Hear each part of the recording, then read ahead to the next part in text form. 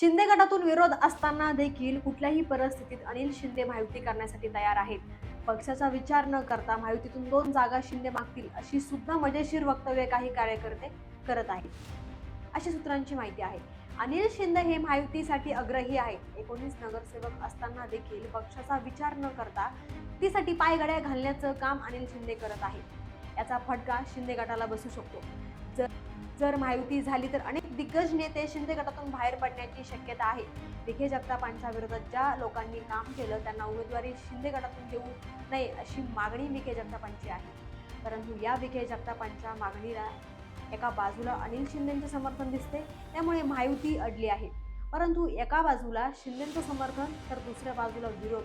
अहिल्यानगरच्या राजकारणाचा विषय मांडायचा म्हणला तर तुम्ही जर विखे जगताप विरोधात काम केले तर तुम्ही भविष्यात राजकारण करायचे नाही, असे या परिस्थितीवरून दिसून येते.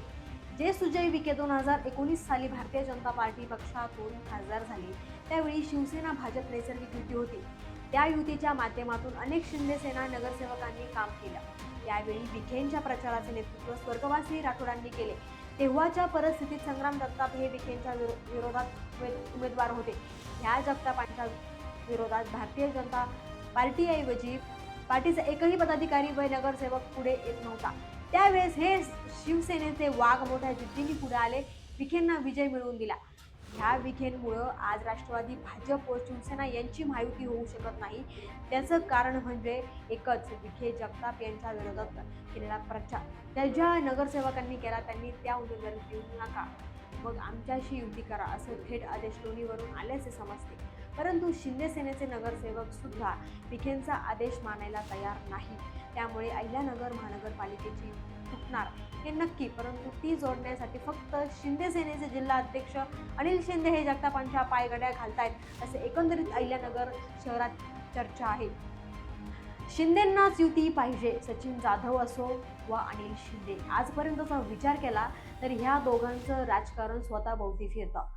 जगाला आग लागली तरी चालेल, पण आपलं घर वाचलं पाहिजे, ही या दोन्ही नेत्यांची भूमिका आहे, असे त्यांच्याच एका खात्रीलायक नगरसेवकांनी सांगितलं.